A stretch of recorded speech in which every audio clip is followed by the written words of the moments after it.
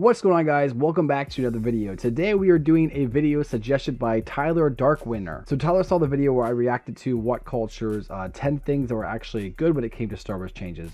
So if you want to check out that video, I'll leave a link to that in the description below as well at the top of the screen, so go check that out. Pretty much said, hey, there's another one with the 10 most pointless Star Wars changes. I think it'd be cool if you check it out. So thanks, Tyler, for the suggestion. If you guys would like your own shout out, please consider leaving a suggestion for a ranked video, or you want to hear my opinion, you want to see me do a reaction on a certain video, let me know in the comments below, because if I use your suggestion, I'll give you a shout out just like Tyler just got. Now with that said, let us just kind of jump into this video. I have not seen this yet, so let's check it out. Pointless Star Wars changes you never even noticed. Number 10. The Dug in Jabba's Palace. Return of the Jedi. By the time the 2011 Blu-ray release of the saga came around, pretty much everything tamperable had already been messed with, leading to some of the most pointless changes noteworthy only by their sheer ridiculousness. As has become tradition, it was Episode 6 that suffered the most alterations. By far the most notorious of these was the addition of Vader screaming "No" when he saves Luke, but there are others that are even weirder by sheer virtue of their nothingness. Just before Luke enters Jabba's palace, you can now see a CGI Dug, subbulbous species from the Phantom Menace, bounding through the background while all the other puppet characters sleep. The entire opening of Jedi had already had a lot of elements change, with some major design overhauls, the snouted Sarlacc being one, and while they were all questionable at best, at least the vague notion of well-meaning intent was there. With this case though, the computer-generated edition is so slight, it's not even worth the effort. Number 9. I'm okay with that. That's just more world-building stuff. You know what I mean? Like, for me, I think it's okay to do world-building stuff as long as it's not, like, affecting the story for the most part. Like, for instance, when it comes to either Han or Greedo shot first, for me, I don't really care about that. A lot of people really hate it, though. However, I do understand the argument, because that changes the dynamic of Solo's character. You know, that does impact the story overall. Where just having a Dug walk by, all that does is help to connect the original trilogy to the prequel trilogy, and I think that's fine. I'm okay with that change. Is it pointless? Yeah. But is it a booty change that has no value? No, I definitely think there's some value there. But like I said, didn't have to happen, but I think that's one that's okay. But I do understand why it would be on a pointless list. But, that's just me, maybe. 9. The various Krayt Dragon Screams. A New Hope. Obi-Wan tricking the Empire's unluckiest stormtrooper? Vader choking an overzealous officer? No. The first ever use of the Force on screen was nothing so iconic. Instead, it's a power so nondescript that it's not really been used much since. Old Ben stumbling through a canyon, making a bizarre sound to scare off a bunch of Tusken Raiders. That isn't just some random scream Obi-Wan's making though. It's the call of a Krayt Dragon, one of the various nasty beasts that live out in the dunes of Tatooine. Because the original sound apparently wasn't up to scratch, it was updated for the 2004 DVD, bringing it more in line with the Krayt call heard in various video games released up until that point, an alteration that was noticed and enjoyed by precisely no one. But like so many cases of these changes, it doesn't end there. It was updated yet again for the Blu-ray release to sound like something you'd sample from a new metal track. Number 8. Vader. I actually kind of agree with that. The new Krayt Dragon call from that Blu-ray, I remember hearing that and being like, that is very weird. You know, maybe that was the point. Maybe they really wanted to make like a space dragon sound. But I think that's one of the ones where, like, yeah, the original call is better than the newer one they put in there. So I agree with that. That was pointless for them to do that because they already had a solid sound for a Krayt Dragon roar. But to each his own, I guess, you know. Vader landing on the Star Destroyer. Landing on his Star Destroyer, the Empire Strikes Back. Luke's escaped his grasp and Lando's deserted Cloud City, sending the populace into panic while freeing Leia and Chewbacca. Naturally, Darth Vader's a bit peeved. He angrily storms out of the station's bowels and growls for his troops to bring his shuttle. The next time we see him, he's back in the Executor, ready to ensnare the damaged Millennium Falcon. It was clearly enough, but in 1997, Lucasfilm added in a pointless pointless sequence detailing his Imperial shuttle flying from Bespin to his Star Destroyer. In amongst the thrilling rescue of Luke, it's a totally unnecessary scene, filling the audience in on something they already knew. What makes this addition particularly weird is that to achieve the Star Destroyer's hangar on a budget, previously deleted Death Star footage from Return of the Jedi was used, meaning the battle station's commander, Moff Jared, pops up in a continuity-busting cameo for no reason. Number 7. The Head.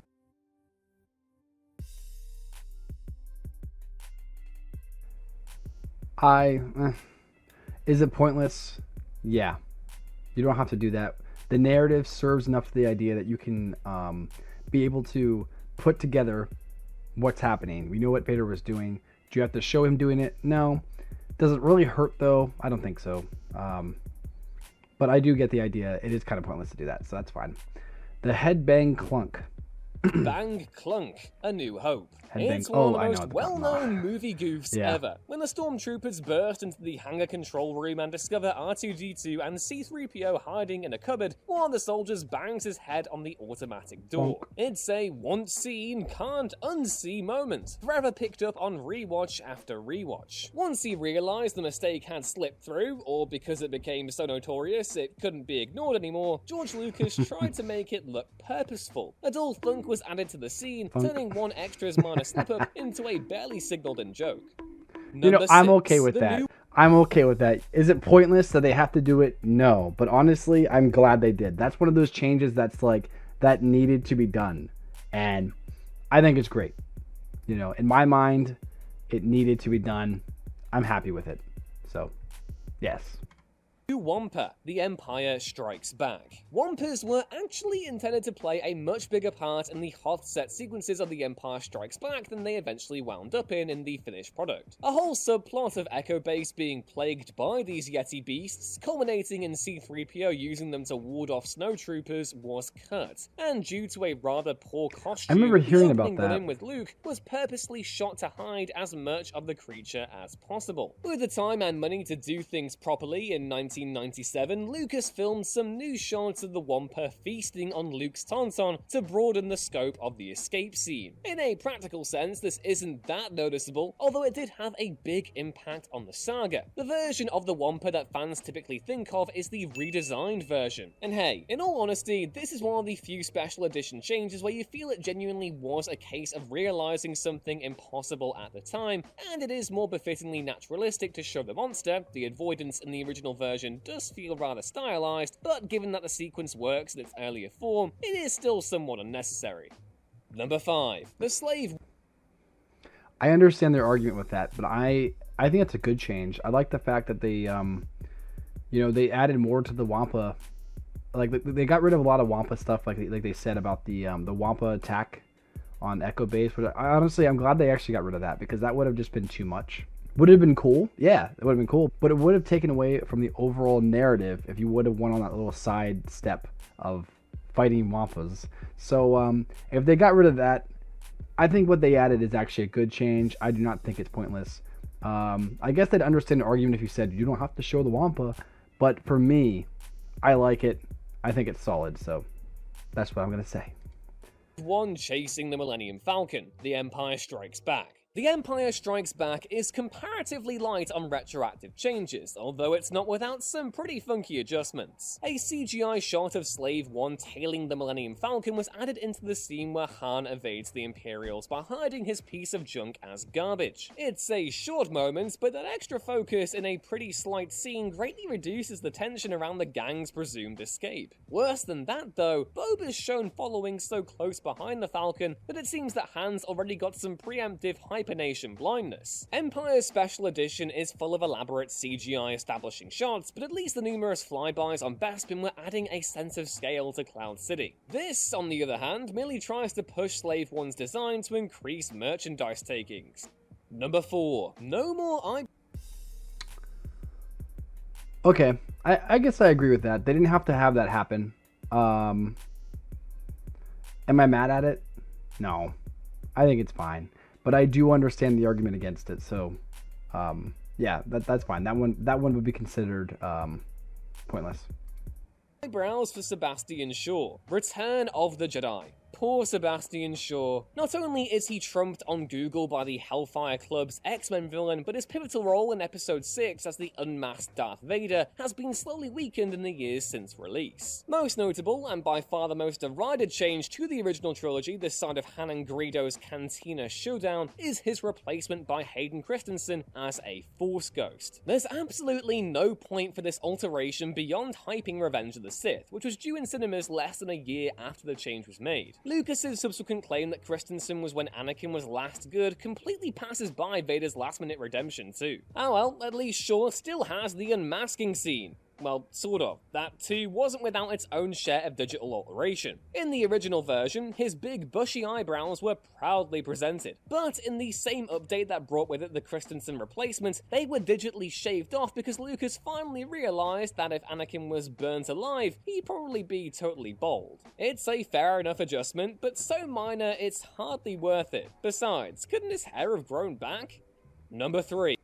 Okay, so they attacked it for being pointless and then gave a good reason for why it's not pointless. So I was going to rebuttal them, but they kind of rebutted themselves anyways. So yeah, it's not pointless. I think it makes sense. It's a relatively easy and simple fix to add to that, especially with the whole lava thing. Yeah, it doesn't make sense for him to have eyebrows. So I don't think it's a pointless thing to change. Would I be mad if they didn't change it? No, but like I think that's a good change. So not pointless in my opinion. Random subtitles. Okay, Return of the Jedi. The various alien languages of Star Wars were originally little more than phonetically linked gibberish. In the years since the first film's release, however, the expanded universe turned them into fully fleshed out forms of speech that, while not quite Klingon-level complex, still need several Wikipedia pages just to cover the basics. These rules were then adopted into the movies through the prequels, but naturally some elements of the original movies didn't retroactively fit, so several changes were made. Most notably the changing of English text to the galaxy's Arabesh alphabet. Not all language alterations were quite so positive though. Take this doozy from Episode 6 for instance. Originally, the confrontation between Jabba and Leia, disguised as Boushh the bounty hunter, was conveyed entirely by C-3PO's translation, with the two key parties talking in incomprehensible Huttese and Ubese respectively. However, in the special edition, subtitles were added to the alien dialogue because space madness. Number 2, Ula in the pit. I guess I understand where the argument for this one being pointless makes sense because, like he said, C-3PO kind of explains the situation anyways. But I think it's fine because it'd be different if it was like, you know, English versus alien speak. Because the English person would like speak English and then alien would talk and then the English person would like not exactly say what they said, but can add the context to their dialogue to add to that. So if two aliens are talking to each other, I think it's okay to add subtitles. But I do understand if some people were against this. I think it's fine though. I personally wouldn't say it's pointless, but I'd understand if someone were to. So let's continue.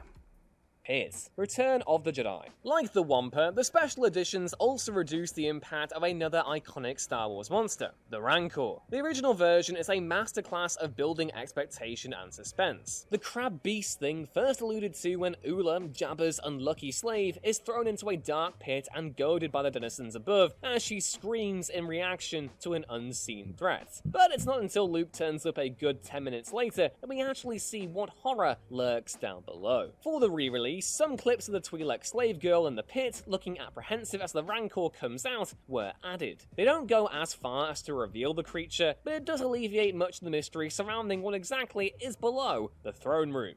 And number 1. This is another one where it's like, yeah, they didn't have to do it, but I think it adds extra context. You know, we didn't have to see her actual reaction. We could just know what was going on. We know that she met something big and it's bad. And she's dead, right? I think this is a change that's for the good, though.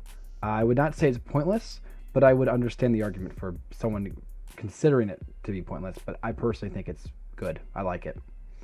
All right, this looks like the last one. The many Phantom Menace The editions. many Phantom Menace Here we go. editions. The original trilogy aren't the only Star Wars films that have suffered copious after-the-fact changes. Each one of the prequels was subject to alterations after their original release too. Revenge of the Sith saw Vader's "No" shortened in response to the fan backlash by the time it rocked up on DVD, and a few shots were reordered in Attack of the Clones for its VHS release too. But by far the most extensive are the alterations to Episode 1. It's been well covered that the Yoda puppet was made CGI to better fit in with episodes 2 and 3 in the Blu-ray, That's a good built change. from a VFX test for Revenge of the Sith, but Good that's change, just the good change. latest in a long line of adjustments that have plagued Episode 1 since its very first release. Most notably, the extended introduction and second lap of the pod race and the Coruscant taxi sequence were both added for the DVD version, dragging out random scenes to better show off the special effects. They don't have a massive impact on the film as a whole, they only extended the film by a couple of minutes,